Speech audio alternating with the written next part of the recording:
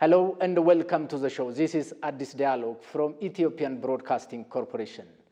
Ethiopia and Algeria have established strong historical diplomatic relations since mid-20th century.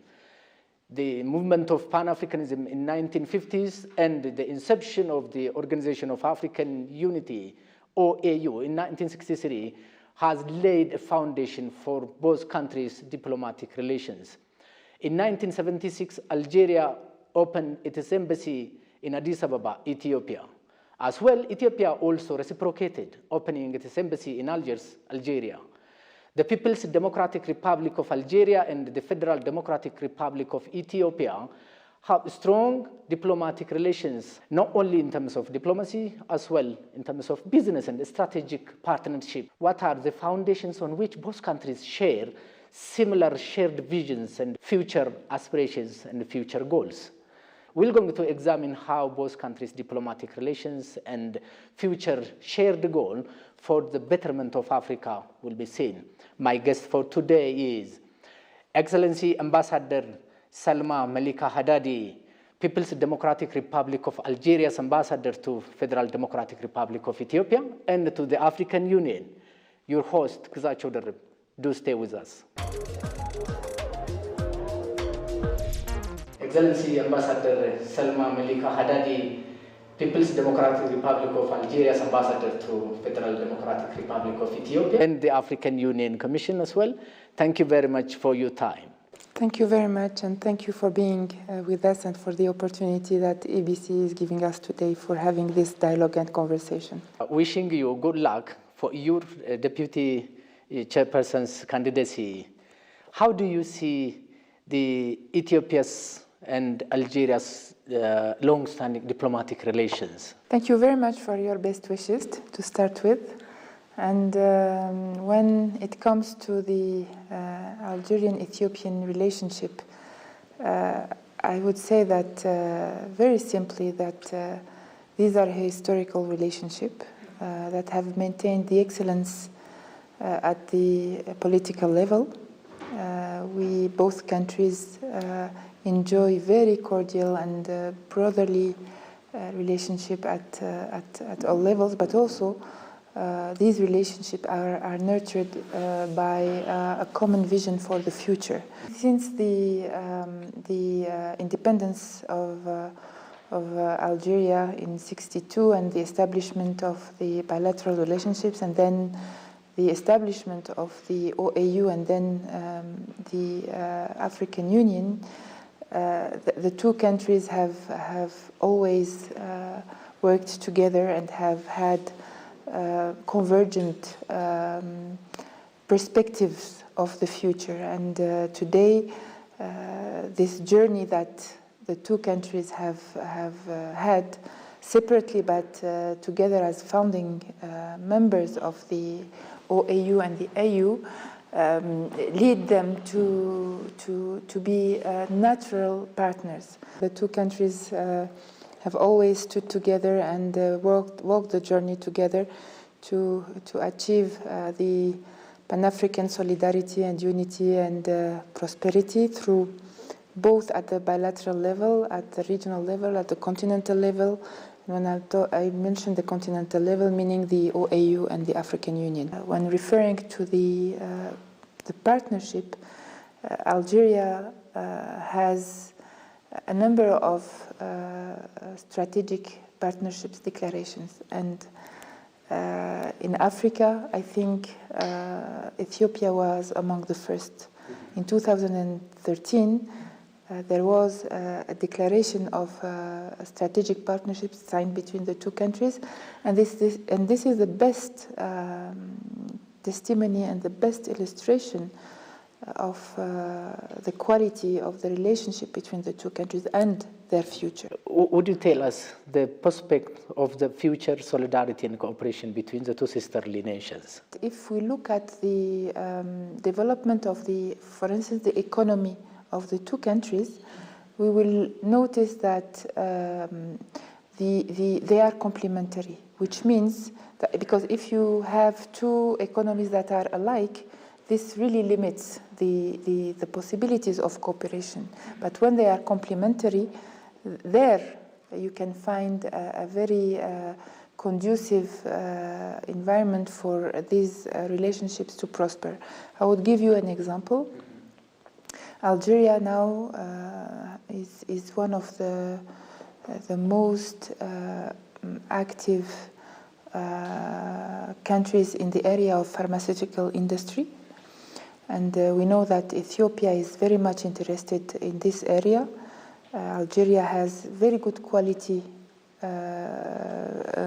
medication and produces very high quality medicines, but also affordable ones.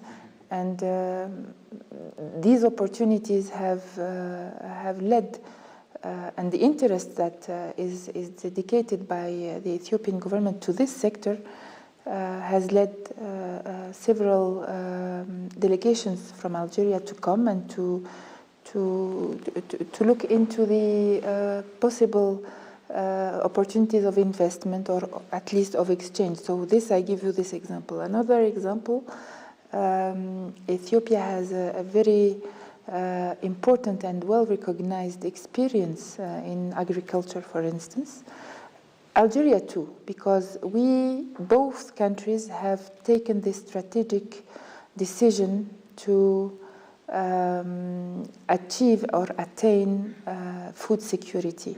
Not only food security for ourselves, for our countries, but also to contribute to the food security of the continent. So I think that in terms of cooperation, both countries can explore complementarities.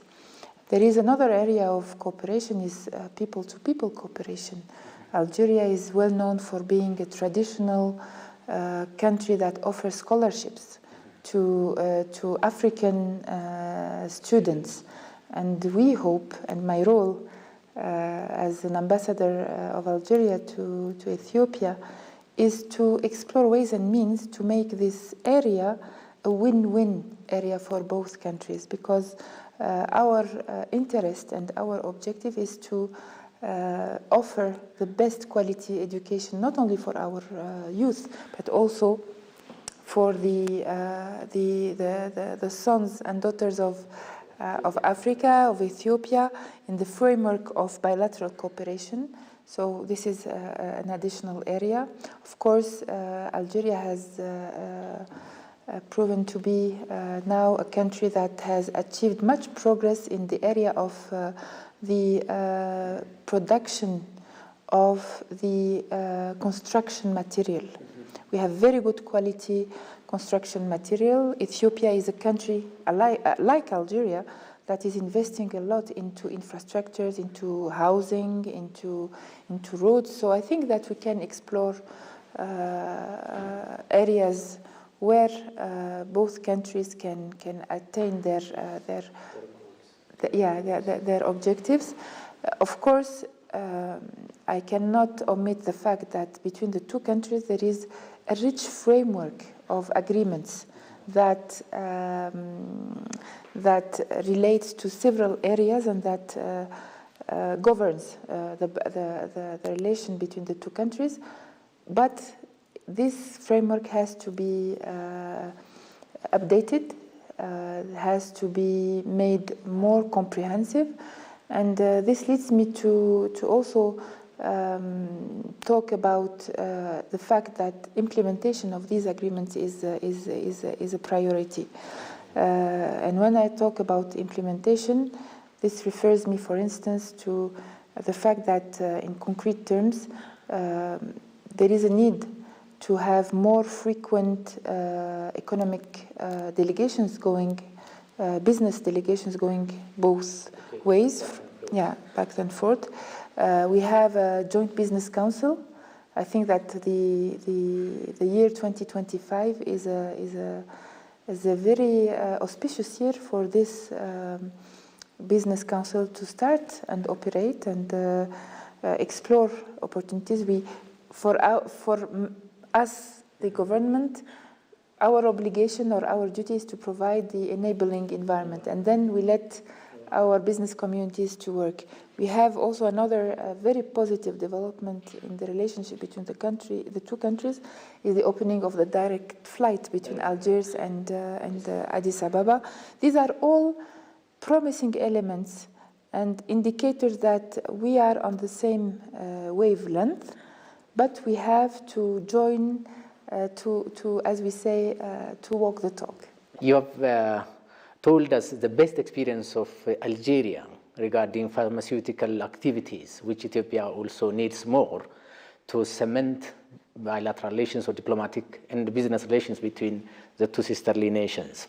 How do you see Ethiopia's progress and achievement regarding the wheat initiative, which you have raised regarding food security, not only at national level, but also at continental level with vis-a-vis Agenda 2063 of the African Union? I see this initiative a very important one, and I must say a very successful one. I'm not the only one to say it. This has been duly recognized very recently during the extraordinary summit of the African Union specifically on the issue of agriculture that was held in Kampala, Uganda. And I can say very comfortably that the experience of Ethiopia in terms of attaining not only self-sufficiency, but also to be able to export wheat has been recognized. And I think that this is a flagship initiative, not only for Ethiopia, but for the whole continent, because the recent developments at the global level have really tested our ability to be self-reliant. And I think that this experience has more than ever led our leaders to take decisive actions and decisions in order to attain that objective. And on this very same area, there is, I think, converging efforts between Algeria and Ethiopia, because even my country, under the leadership of His Excellency President Abdelmajid Tebboune, has decided and is successfully achieving that target of self-sufficiency. We are now about to be 100% reliant. Self-reliant in terms of wheat production. We are about really to attain that in a few years' time, very, very near future. Both sisterly countries embarked on Pan-Africanism toward this continental unity. We can take Imperial Majesty Haile Selassie, and we can take the first Algeria's President Ahmed Ben Bella, and other African OAU's founding fathers. How do you see that? I will speak about Algeria and Ethiopia. Pan-Africanism is in their DNA. It has always been the vision of the leaders since the inception of the organization, but also I will speak about Algeria. Our liberation movement was nurtured by this African solidarity, and immediately after our independence, because of our Pan-Africanist profile. It's a profile. We have made sure to naturally support other countries to gain to gain independence from the colonial power, and Ethiopia played a major role in that endeavor. They have always made sure that the collective African interest comes first, the African unity comes first, and the African in-house made solutions prevail. So this is an approach that both countries, along with other countries, have ensured to accompany the journey of the OAU and the African Union. And that is why that you will see that in the Agenda 2063, that both countries have I mean, very much contributed to its adoption, the conception and then the adoption and now the implementation, have insisted in offering an approach that is not national. Flagship projects, the visibility of the continent at the global stage, silencing the guns, continental infrastructures, African airspace, AFCFTA, but also Pan-African University, because both countries strongly believe, and with other countries, that the best way for us to achieve progress, but also stability and peace, is to educate our people. And this was, by the way, the theme of the last year of the African Union. And when talking about Pan-Africanism, I would like to refer to the fact that in 2025, the African Union will have as a theme of the year a theme that is very much at the heart of Pan-Africanism, meaning reparations for injustices that were done to the African people by through colonialism, apartheid, slavery, so transatlantic slavery. So I think that both countries will have much to contribute to this agenda, talking about and approaching with clear mind the injustices that were done to our people is the best way for us to see how we can best approach our future in order to really occupy our rightful place in the international community as countries, but also as a continent. Your Excellency Ambassador, you are a candidate for the Deputy Commissioner Chairperson of the African Union Commission. How will you reframe the current challenges and the future aspirations of Africa's development and progress in general, the Africa we want? This new leadership team of the Commission, since the inception of the African Union, is not the first one. So it means that it comes after a succession of teams, right?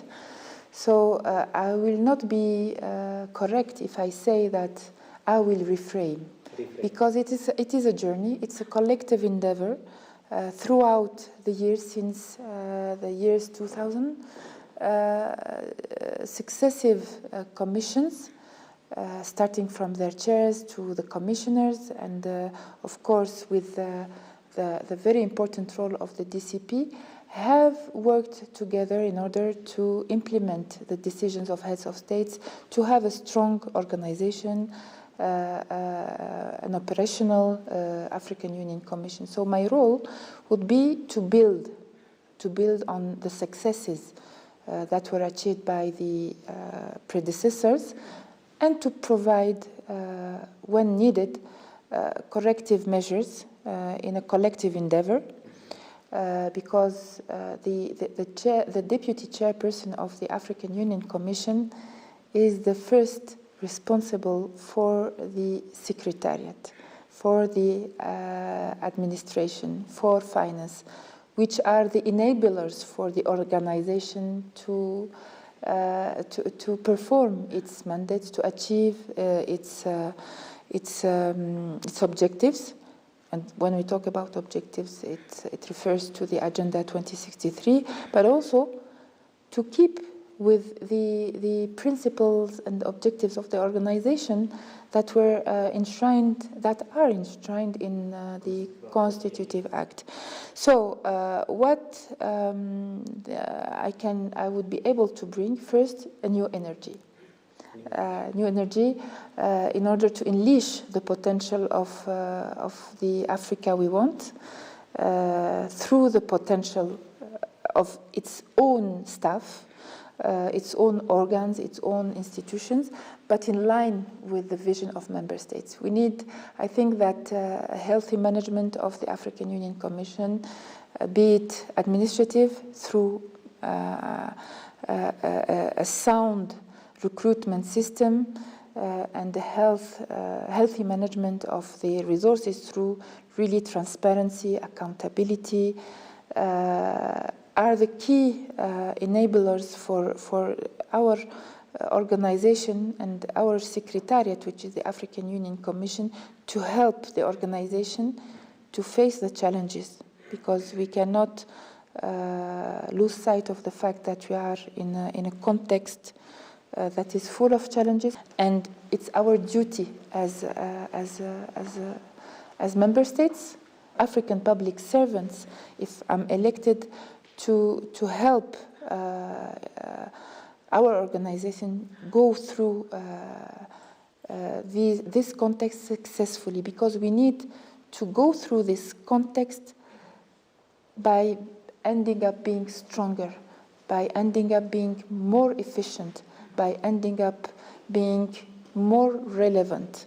And I think, and I hope, that my personal experience, my personal journey as a diplomat, because for a deputy chairperson of the African Union Commission, you don't just need to be a manager, you don't need to be a good expert in finance, but you need also to be a diplomat, so that you can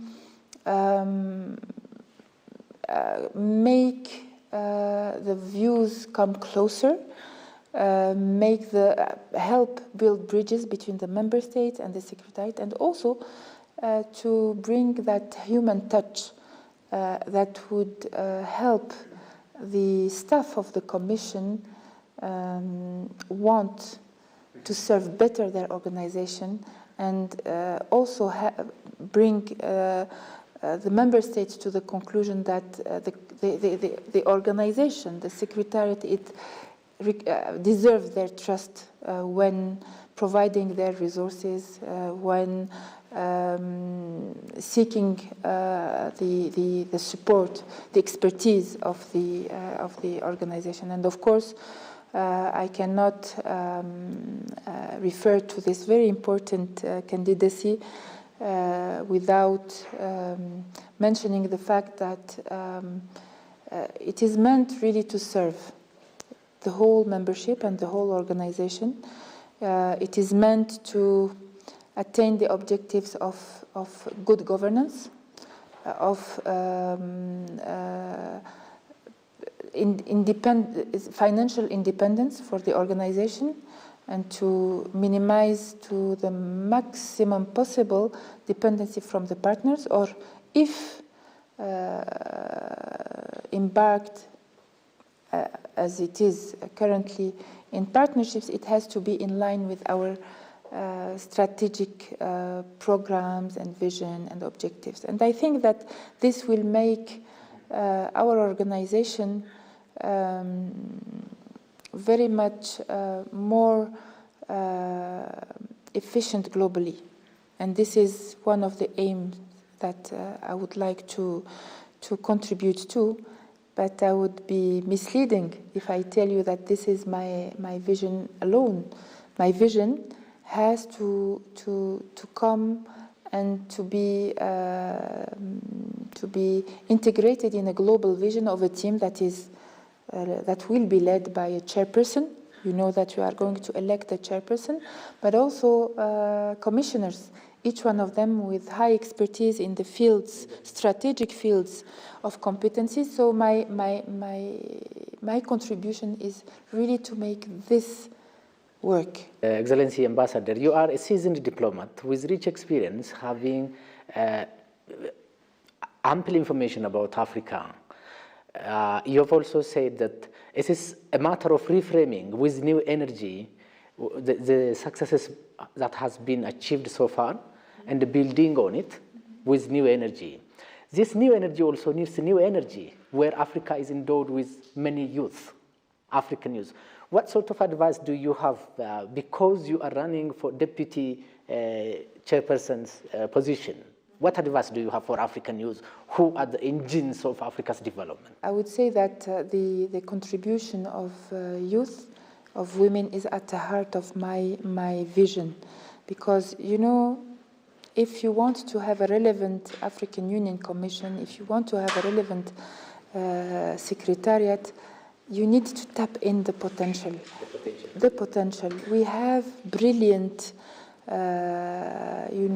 African daughters and sons that are well trained in African universities, but also abroad, that just need to find their way into our collective endeavor, be it through, the African Public Service, meaning staff of the African Union Commission, or at their individual level through their entrepreneurial, contribution. So I think that I will make sure that the Commission attracts the young competencies, because the moment you attract young African daughters and sons into the African public service, it means that you invest in the future leaders. And my main objective, along with the whole team of the Commission, is to retain those talents. So this is first. An advice is to believe in themselves. Believe in themselves. They have to believe in their history, a rich history. The future is framed by our own history, the lessons and also the pride of our histories. Always have in mind that everything is possible when they ensure that they put the efforts, the energy they have in those dreams they have. And also once again, if I may say an advice to the youth, the African youth, be together.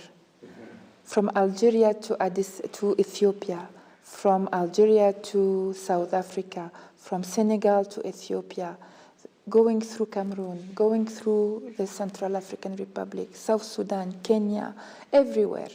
The youth, our youth now have to believe. They believe, but it's our responsibility to give them that opportunity. And I hope I'll be one of the many African citizens that would help reach that objective.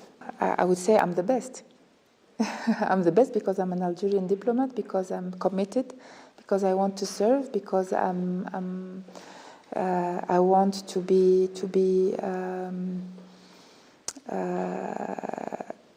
an example, to lead by example, but also to learn from each other, and to work with everyone, and also to be at the service of the organization with each and every member state, each and every organ and institution, so that they achieve their maximum potential. We have this opportunity and we have this duty. So I hope my objective is really to contribute. It's not about an election to a position. It's a responsibility to be taken and an effort to be made so that this responsibility is well taken. Thank you. Excellency Ambassador Salma Malika Haddadi, People's Democratic Republic of Algeria's ambassador to Federal Democratic Republic of Ethiopia and to the African Union Commission. Thank you very much for your time and critical analysis as well. Thank you very much, and I am looking forward to our future cooperation. And I would like to convey all my encouragement and appreciation to the work that your institution is doing. Dear viewers and listeners, by this we come to the end of our today's show. You can follow us on different social media platforms of Ethiopian Broadcasting Corporation. Thank you for being with us. Goodbye for now.